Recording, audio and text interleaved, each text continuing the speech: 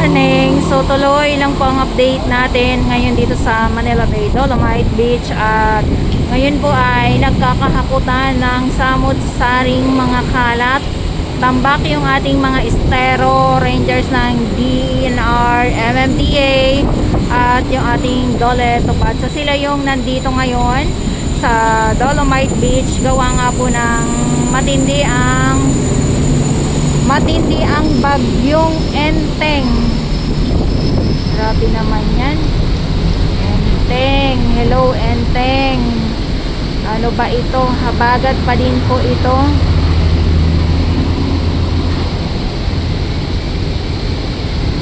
Habagat ba? Bagyo. Grabe. So andyan ang ating mga warriors. At ngayon ay umuulan. Kita nyo naman ang dilim ng kalangitan.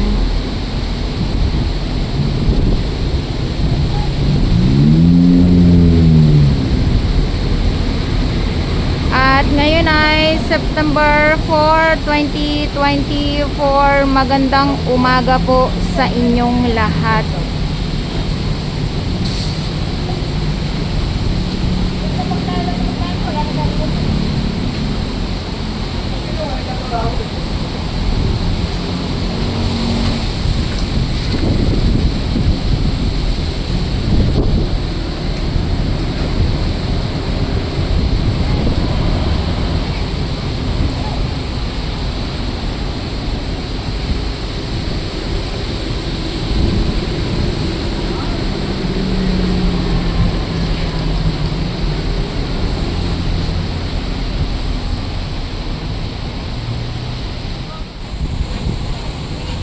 Ayan, so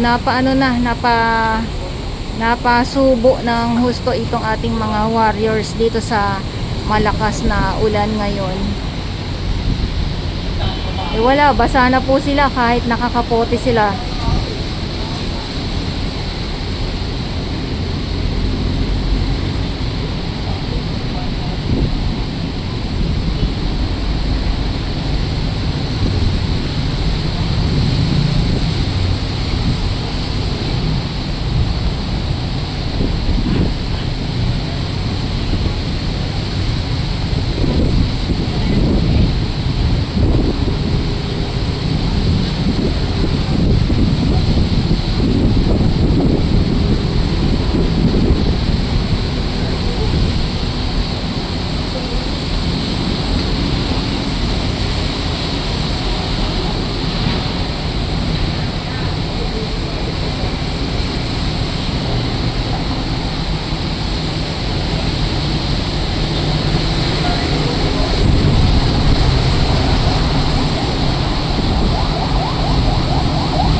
So bali tatlo yung truck na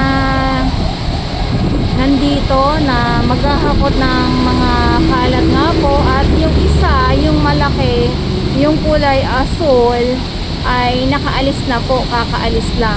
So ito naman, truck pa din po ito ng MMDA na patuloy po na naghahakot or nilalagyan ng mga samot-saring mga kalat. So puno na, alis na yata itong isa. At ito pa yung dalawa andyan. Ayan na nga, alis na nga ito.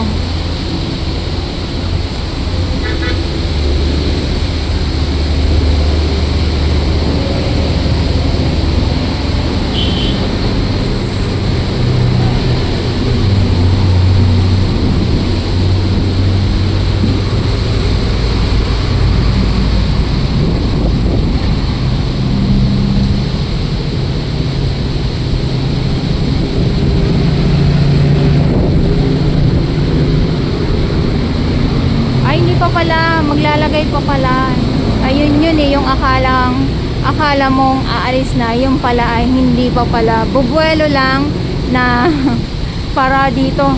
Ayan o, meron pa palang ilalagay. Ayan, hindi pa pala siya kumbaga hindi pa sapat. Hindi pa sapat.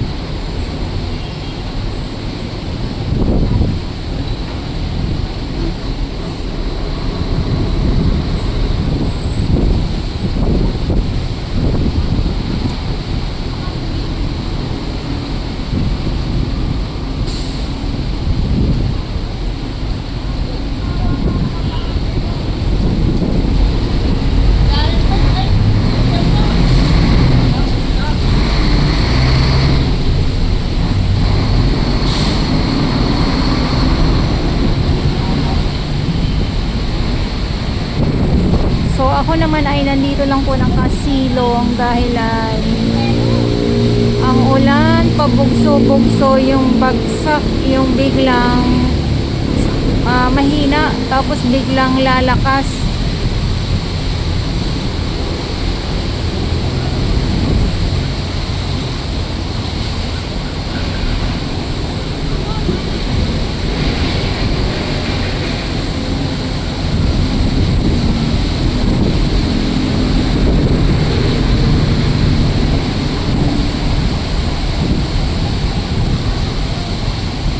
Okay, so ito yung update natin ngayon dito sa Manila Bay Dolomite Beach at ulitin ko lang po ngayon ay September 4, 2024 na kung saan nga po ay matinding hakutan ang ginagawa ng ating mga warriors dito ngayon sa loob ng Dolomite Beach gawa ng sobrang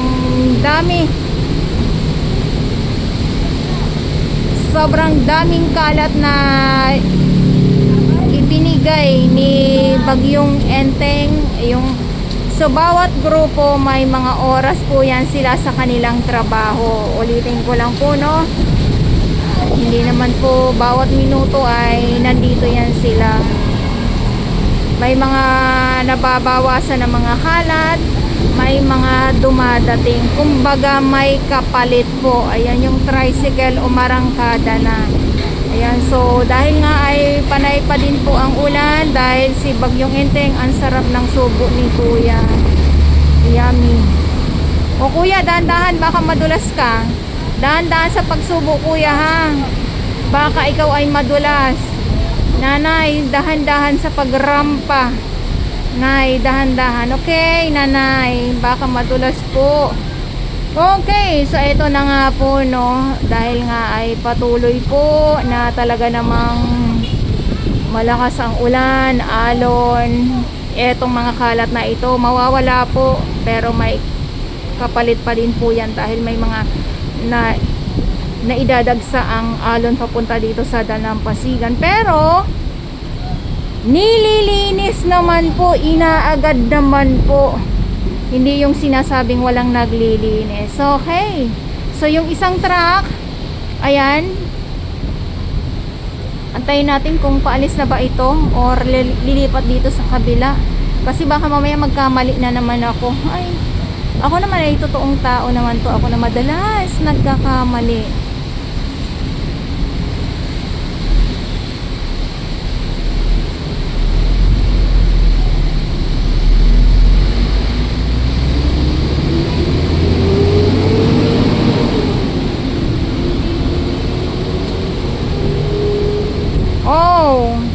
Saan kaya ito pupunta? Palabas na pala. Ayan, sinigurado ko talaga. So, bali dalawa na lang yung nandito. Okay? Okay. So, mababawasan at mababawasan po itong ating mga kalat. Pero may mga panibagong darating. Ulitin ko lang po. Pero, ang ating mga naglilinis ay dagsa din po.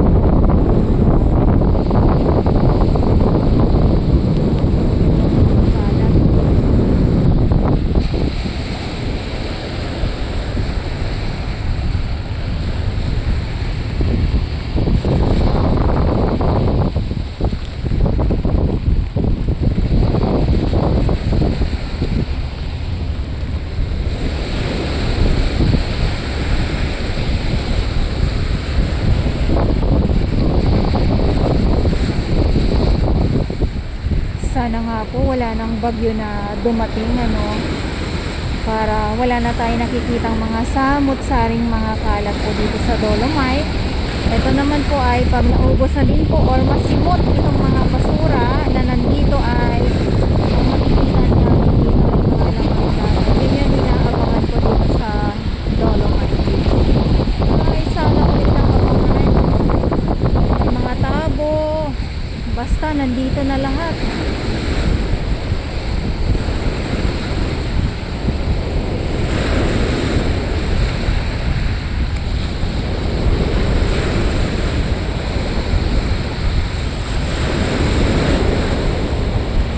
So sarado ang Dolomite Beach sa publiko pag ganito na masama po ang panahon or kung may bagyo.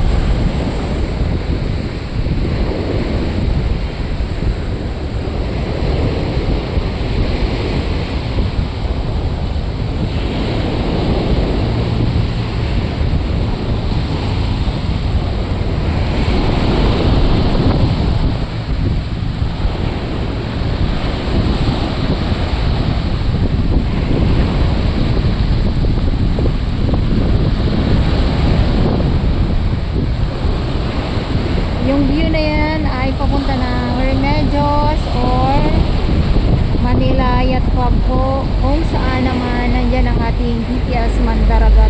So yung mga kahoy, ganun din po, sisimutin din po ito or hahakutin din po ito. Nabubulol na ako dahil malamig,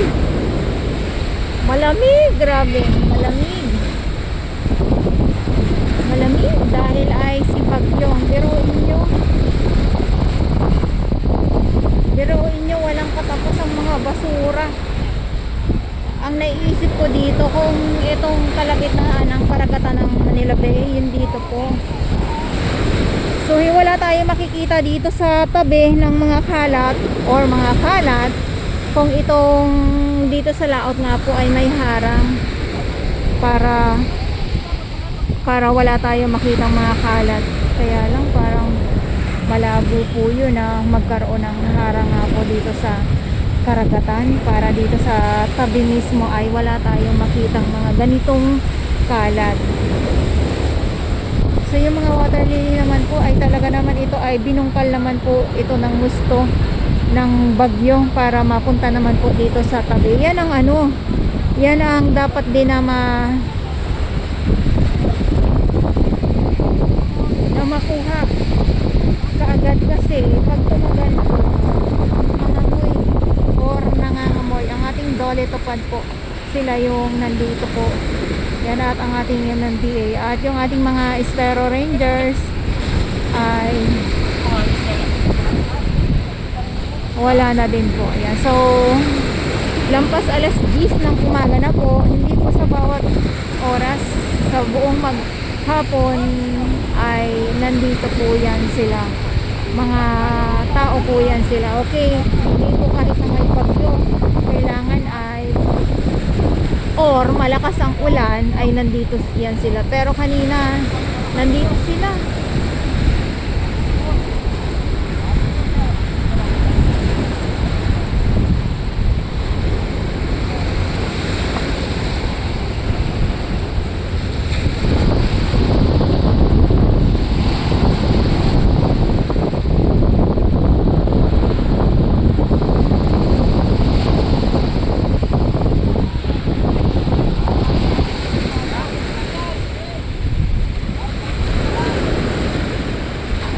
Okay, aalis na ito. Aalis na yung truck.